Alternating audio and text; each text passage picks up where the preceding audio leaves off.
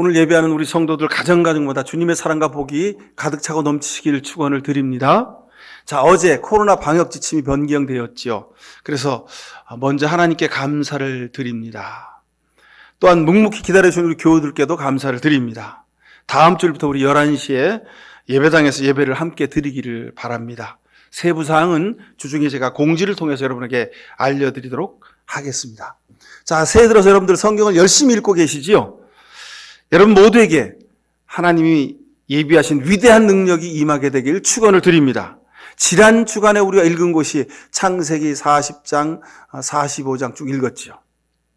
창세기 45장에 여러분 기억을 한번 떠올려 보십시오. 요셉이 이집트의 국무총리가 되고 형제들과의 아주 극적인 만남을 갖게 됩니다. 이집트의 국무총리가 우리가 팔아넘긴 막내 동생 요셉이었다니 너무 황당하고 당황한 상황을 만나게 된 겁니다. 이제 우리는 죽었다. 그 형들 마음속에 다 이런 생각이 있었습니다. 자신들의 죄를 알고 있기 때문에 내가 그 동생 요셉이라고 밝힌 그 동생 앞에서 고개를 들 수가 없었던 겁니다. 창세기 45장 4절 이하 8절까지 그 말씀이 쭉 기록되어 있죠. 내가 형님들이 팔아넘긴 그 아우입니다. 이 얘기를 듣고 기뻐해야 되는데 형들의 가슴은 철렁 내려앉은 겁니다. 이제 죽었구나. 근데 형님들을 나를 팔아넘기긴 했지만 나를 하나님께서 앞서서 이곳에 오게 하셔서 우리의 목숨을 살려주시려고 그렇게 하셨습니다. 나를 이곳 이집트로 보낸 것은 형님들이 아니라 하나님이십니다. 이렇게 고백하고 있습니다. 요셉은 형제들 앞에서 엉엉 울었습니다. 지난 시간 되도록해보면 따지고 묻고 싶은 이야기가 너무 많았습니다. 왜 나를 그 우물에다 던져 넣었냐고. 왜 나를 그렇게 미워했냐고. 그런데 묻지 않았습니다. 지나간 일과 섭섭함을 넘어서 하나님의 은혜가 너무 크기 때문이었습니다. 걸어온 발자국을 보니 돌아갈 때도 있었고 가을짓자도 있었고 뒤로도 갔고 넘어지기도 했고 꿈을 잃어버릴 때도 있었습니다. 그럼에도 불구하고 하나도 버릴 것 없는 은혜의 순간들이었습니다. 하나님이 그렇게 하신 것이었습니다. 하나님이 그렇게 하셨고 그래서 우리가 지금 여기에 있다고 요셉이 고백하고 있는 겁니다. 요셉의 믿음의 핵심이 여기 있습니다. 하나님이 이렇게 하셨다는 겁니다. 사랑하는 성도 여러분, 우리도 요셉의 고백을 할 수 있게 되길 축원합니다. 하나님의 일하심을 끝까지 신뢰하고 쫓아가실 수 있길 바랍니다. 하나님이 베푸실 은혜를 여러분 기다리실 수 있길 바랍니다. 창세기 41장 41절에 보면 바로가 또 요셉에게 말하였다. 내가 너를 온 이집트 땅의 총리로 세운다. 그랬습니다. 어떻게 이런 일이 있을 수 있습니까? 세상이 세우는 권력은요, 계획을 합니다. 작전을 잘 짜죠. 그래가지고 지략가들을 모읍니다. 여론 선동가들을 모으고요. 자금줄을 댑니다. 지지한 사람들을 모으고 돈을 쓰고 어떻게 해서든 상대를 비난하고 그리고 정적을 자신의 상대편을 쓰러뜨려야 자신이 세상의 권력을 거머쥐는 겁니다. 옛날에 그것을 칼로 총으로 했지만 지금은 선거로 하는 거, 투표를 하는 겁니다. 자기 지지자를 모아서 투표를 하는 겁니다. 여러분 보시지 않습니까? 선거에 지고 나서도 그걸 승복하기가 어려워서 자기 지지자들을 끌어모아가지고 의사당에서 난동을 피우는 어떤 그 참 해괴망측한 사건을 여러분 우리가 보셨죠. 다 그게 그런 겁니다. 세상의 권력은 그런 겁니다. 그런데 하나님이 세우시는 권력은 180도 다릅니다. 하나님이 세우시는 권력, 요셉이 이집트의 국무총리가 되리라고 누가 상상했습니까? 그건 불가능한 일입니다. 안 되는 일입니다. 그런데 하나님이 이집트의 권력을 세우셨습니다. 먼저 꿈을 꾸게 하시고 간직하게 하셨습니다. 꿈이 이루어지나 보자 하고 조롱하게 하셨습니다. 무능하고 현실 타협적이지 못하다고 비난을 받기도 했습니다. 궁핍해지고 옥에 갇히고 생명까지 위협당합니다. 견딜 수 없는 어려움과 아픔과 고난을 당했습니다. 결국은 사람도 모두 떠나고 꿈도 깨어진 것처럼 보였습니다. 세상의 꿈은 이러면 끝나는 거죠. 세상의 권력은 이러면 이룰 수 없는 겁니다. 그런데 하나님이 꾸게 하신 꿈이기 때문에 이제 본격적으로 본격적인 성취의 단계에 돌입했다는 것을 반증해 주는 것이 바로 이런 현상들입니다. 절대절명의 고독과 불가능의 그 벽 앞에 서게 되는 거죠. 너 이래도 나를 신뢰하겠느냐는 겁니다. 이게 하나님의 방법입니다. 왜냐하면 하나님은 떠나지 않고 곁에 계시기 때문에 그렇습니다. 고독 속에서 버티며 기도하게 하셨고 위로하셨고 붙들어 주셨습니다. 사람을, 세상을, 환경을 쳐다보지 말고 오직 전능하신 여호와 하나님을 쳐다보라는 겁니다. 세상의 권력은 자기가 얼마나 많은 지지자를 가지고 있는지, 금권이 얼마나 있는지, 실력이 있는지, 재주가 탁월한지를 따집니다. 그러나 하나님이 세우시는 권력은 오직 한 가지만을 봅니다. 변함없이 신실함을 가지고 하나님을 의지하는가? 이게 하나님의 유일한 방법입니다. 여러분, 참꿈과 사랑을 간직하고 견디고 있으면 반드시 이루어 주신다고 요셉의 우리가 읽은 말씀을 통해서 우리는 하나님의 모습을 볼 수 있습니다. 결국은 마지막에 이루시고 생각지도 못한 방법으로 확실하게 세우시는 것을 우리가 보셨지 않습니까? 이것이 하나님의 방법이고 하나님의 일하심입니다. 하나님이 일하시는 단 하나의 경우가 있습니다. 그것은 바로 신실함으로 준비된 사람을 하나님이 쓰시는 겁니다. 오병이어의 기적도 그렇죠. 어린아이의 작은 도시락 하나를 통해서 예수님이 기적을 베푸셨습니다. 작은 도시락 하나가 뭐 대수입니까? 아무것도 아니지. 그러나 아무리 작아도 예수님 앞에 정성으로 예수님을 전적으로 의지하는 마음으로 내놓는 그 어린아이의 도시락, 그 어린아이의 영혼을 주님이 보셨습니다. 예수님을 신뢰하는 그 어린아이의 마음을 보셨기에 그 마음에 축사하셨고, 그리고 그 도시락 작은 것 하나가 5,000명을 먹이고 12광주리가 남는 역사를 이루셨던 겁니다. 하나님의 기적은 이렇게 작지만, 비록 보잘것없지만 준비된 마음, 주님을 절대로 신뢰하는 마음을 가진 사람에게 일어나는 겁니다. 여러분에게도 이런 일이 일어나게 되길 축원합니다. 아직도 기회는 있습니다. 비록 지금 힘들고 어렵고 실패한 것처럼 보이지요. 하지만 더 새롭고 놀라운 일이 이루어질 것입니다. 오늘 본문을 보십시오. 그들이 바로에게 말할 때 모세는 80세였고 아론은 83세였다 그랬습니다. 이제 인생 정리할 때입니다. 은퇴하고 쉴 때입니다. 그죠? 낚시 다니고 배낭 메고 등산 다니고 어디 맛있는 거 먹으러 다니고 그럴 때입니다. 근데 이때 하나님이 저들을 부르셨다는 겁니다. 오늘 성경 본문을 보십시오. 우리가 읽은 본문은 7장 1절부터 7절까지 보면요. 거기에 내가 이렇게 말합니다. 하나님이 하시면 그 어떤 조건에서도 하나님이 부르고 이 일을 계획하시고 이루신다는 것을 말씀합니다.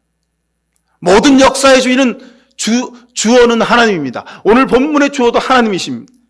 우리 인생의 주인도 하나님 되십니다.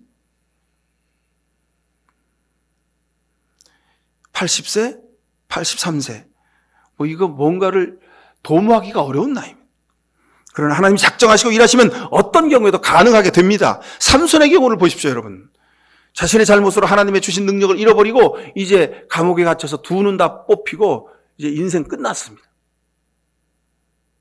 사사기 16장 28절에 보면 삼손이 마지막으로 두 기둥 사이에서 이렇게 기도하고 있습니다.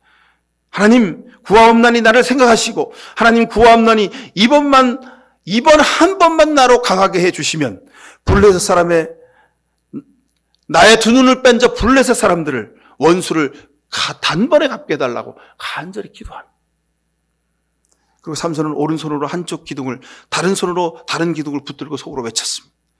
내가 이제 블레셋 사람들과 함께 죽기를 원합니다. 삼손은 있는 힘을 다해서 두 손으로 그 신전 기둥을 무너뜨림. 성경은 그래서 삼손이 죽을 때에 죽인 자가 살아있을 때 죽인 자보다 더 많았다 기록하고 있습니다. 마지막 순간까지 하나님을 의지하면 하나님이 그 죽음의 순간에도 거룩한 역사, 위대한 역사를 이뤄내심을 우리가 삼손을 통해서 보고 있는 것입니다. 여러분 평생 한 일이 지금까지 뭐 하나 이뤄놓은 일이 없으십니까? 믿음의 사람들에게는 죽기까지 기회가 있습니다. 포기하지 마십시오. 죽는 순간까지 아직 시간이 있습니다. 마지막 때까지 아직 시간이 남아 있습니다. 그러면 여러분 준비하십시오. 요셉처럼, 모세처럼, 삼손처럼 하나님이 여러분을 통해서 일하시면 민족을 먹여 살리는 일을 행하실 수 있습니다. 출애굽기는 40장이죠. 오늘 읽은 본문은 7장입니다. 근데 출애굽기 1장, 2장이 모세가 80세 되기 전까지 이루어진 일을 기록하고 있습니다. 그리고 나머지 38장은 모세가 80세 이후에 행한 일들을 기록하고 있습니다. 모세의 인생이 80세 이후에 본격적으로 시작했다 이 말입니다. 여러분, 이제 여러분의 인생이 시작합니다. 아직도 늦지 않았습니다. 여러분의 삶의 최후까지 엄청난 일을 할 수 있음을 기억하십시오. 아직도 기회가 있습니다. 포기하고 있었던 일이 있습니까? 오늘 다시 용기를 가지고 시작하십시오. 다시 시작하겠다는 마음을 지금 오늘부터 가지십시오. 오직 필요한 것은 전적으로 하나님을 신뢰하는 신실한 마음입니다. 오늘 여러분이 시작하는 출발은 위대한 출발이 될 것입니다. 스페인 바르셀로나에 가보신 분은 가보셨죠? 거기 가우디가 짓기 시작한 파밀리에 성당이 있습니다. 가족 성당이라 그러죠. 1882년 짓기 시작해서 아직도 공사 중입니다. 지금까지 지어진 성당의 모습만으로도 세계의 최고의 인간이 지은 건축물입니다. 단연 첫 번째입니다. 하지만 아직도 미완성의 건물로 공사를 진행하고 있습니다. 이 준비 과정 자체가 영적인 깊은 뜻이 있습니다. 하나님 앞에서 끝까지 준비하는 것이 인생이고 믿음인 것을 가우디의 인생을 통해서 파밀리의 성당을 통해서 우리는 또 볼 수 있습니다. 에이 목사님 요셉 이름요 옛날 그 수천 년 전의 이야기고요. 뭐 삼손도 그렇고요. 모세도 그렇고요. 다 옛날 이야기인데 아닙니다 여러분. 지금 파밀리의 성당을 통해서 우리가 하나님의 위대한 역사를 보고 있는 겁니다. 성당 건축 공사 현장 소장이었던 그가 일을 마치고 귀가하던 중에 전차에 치여서 중상을 당합니다.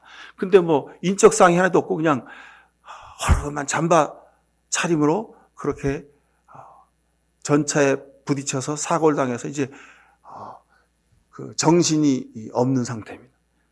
하마터면 무연고 행여자로 화장될 뻔한 그런 위기에 처했습니다. 근데 다행히 의식이 돌아와서 이 사람이 거지같이 생긴 몰골을 한 이 사람이 신원이 확인되었는데 보니까 가우디 성당 현장 소당 그 위대한 건축가 가우디인 것이 확인된 거죠. 하지만 치료를 했지만 그는 1926년 사망합니다. 그의 나이 74세였습니다. 근데 2021년 오늘 지금까지 그 성당의 공사는 계속 이어지고 있습니다. 하나님의 위대한 역사가 현재 진행형이란 말입니다. 참으로 행복한 사람, 가우디는 행복한 사람입니다. 자신이 평생 헌신해서 하던 일을 후손들이 지금까지도 이어가고 있으니 말입니다. 여러분, 여러분이 하시는 일도 그런 일이 될 수 있습니다. 노아는 500세가 넘어 방주를 지으라는 명령을 받고서 그 일을 시작합니다. 주변 사람들이 전부 비난하죠. 아유, 노인네가 미쳤어. 저거 좀 봐. 배를 지은데 바닷가에 안 짓고 저 봐. 산 중턱에다가 지금 배를 짓고 있잖아. 하여간 미쳐도 곱게 미쳐야지. 아마 사람들이 다 그렇게 비난하고 욕했을 겁니다. 하지만 노아는 끝까지 방주 짓는 일을 마칩니다. 끝까지 신실하게 묵묵히 자신에게 주어진 소명을 감당했습니다. 하나님은 그 신실함을 보시고 그 노아의 가문과 그리고 그 주변에 있는 모든 동식물들을 다 살려주시는 은혜를 베풀어 주신 겁니다. 하나님이 노아를 통해서 일하셨습니다. 노아를 통해서 일하신 그 하나님이 오늘 여러분과 함께 일하시길 원하십니다. 모세는 태어나면서 죽을 수밖에 없는 환경 속에 놓였지요. 그러나 하나님은 그대로 죽도록 내버리지 않으셨습니다. 영아살의 명령을 내린 그 당사자의 딸을 통해서 그 모세의 생명을 건져내시고 기르십니다. 놀랍지 않습니까? 이집트 왕궁의 왕자로 양육을 받았습니다. 그는 민족의 지도자가 되려는 계획을 세운 적이 없습니다. 그러나 그는 자신이 태어난 자신의 민족, 자신의 동족이 너무도 불쌍해서 육신의 힘으로 뭔가를 해보자고 도모했습니다. 그러나 그는 살인자로 지목받아서 도망자 신세가 되었습니다. 광야로 도망갔죠. 오직 기도밖에 할 것이 없었습니다. 처가살이하면서 또 그렇게 40년 시간을 보냅니다. 80세가 되도록 양을 치는 일밖에 할 일이 없었습니다. 양을 치던 중에 가시떨기에서 임재하신 하나님의 음성을 듣게 됩니다. 모세야, 내 백성을 애굽에서 인도하여 내거라. 하나님 말씀 앞에서 그는 하나님, 저는 할 수가 없습니다. 아무것도 할 수가 없습니다. 나는 능력이 없습니다. 모세는 못한다고 거절했지요. 모세는 마지못해서 하나님의 출애굽 명령에 순종합니다. 100% 하나님의 의지로 모세는 하나님의 일에 동참하게 됩니다. 모세는 이렇듯 전적인 하나님의 의지로, 하나님의 은혜로 하나님의 일하심에 동참한 사람이 되었습니다. 여러분, 나는 할 수 없어도 하나님이 우리를 부르시면 우리는 하나님의 일을 훌륭히 감당해낼 수 있는 사람들이 될 수 있음을 믿으시길 축원합니다. 하나님이 여러분의 신실하심을 보시면 하나님이 여러분을 부르시고 일하게 하실 줄로 믿습니다. 이사야서 40장 31절에 보면 오직 주를 소망으로 삼는 사람은 샘을 얻으리니 독수리가 날개를 치며 솟아오름같이 될 것이고 뛰어도 지치지 않고 걸어도 피곤치 않게 될 것이라고 약속해 주셨습니다. 지금까지 어떤 준비를 하고 계셨습니까? 어떤 준비를 해야 합니까? 하나님의 손에 붙들려야 완전한 준비가 됩니다. 여러분, 지금 몇 년을 준비하셨습니까?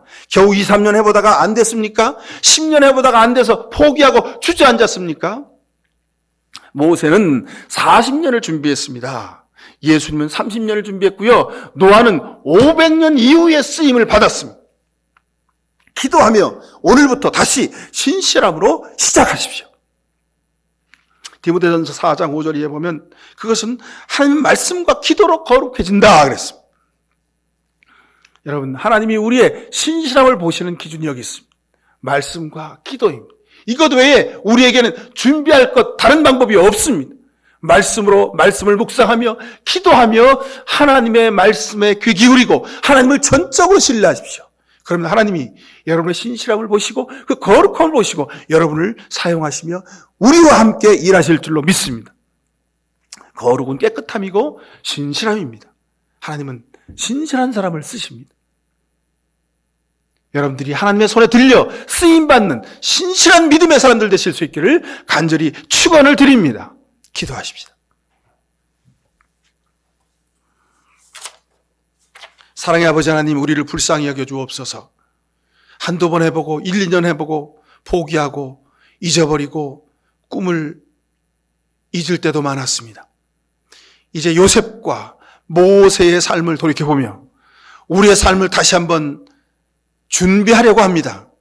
오직 말씀과 기도로 준비하려 하오니 주여 우리를 거룩하게 하시고 우리에게 신실함을 부어주시사 하나님만을 전적으로 의지하게 하옵소서. 하나님이 일하시는 모습을 마침내 보고 우리의 삶에 하나님께 영광을 드리는 복된 날을 허락하여 주옵소서. 예수 그리스도 이름으로 기도하옵나이다. 아멘. 요셉처럼 끝까지 하나님만을 의지하며 신실하게 살겠습니다. 모세처럼 하나님만을 의지하며 하나님의 부름에 순종하며 주의 일을 감당하겠습니다. 오늘 이 시간 이렇게 귀한 결단으로 다시 준비하며 신실함으로 시작하기 원하는 이 시간 머리 숙인 모든 주의 백성들 머리 위에 하나님 아버지의 크신 사랑과 예수 그리스도의 십자가의 은혜와 성령의 복내렸음이 우리 모든 성도들 머리와 이 나라 민족의 역사 위에 지금부터 영원까지 함께해 주시옵기만을 간절히 축원하옵나이다. 아멘.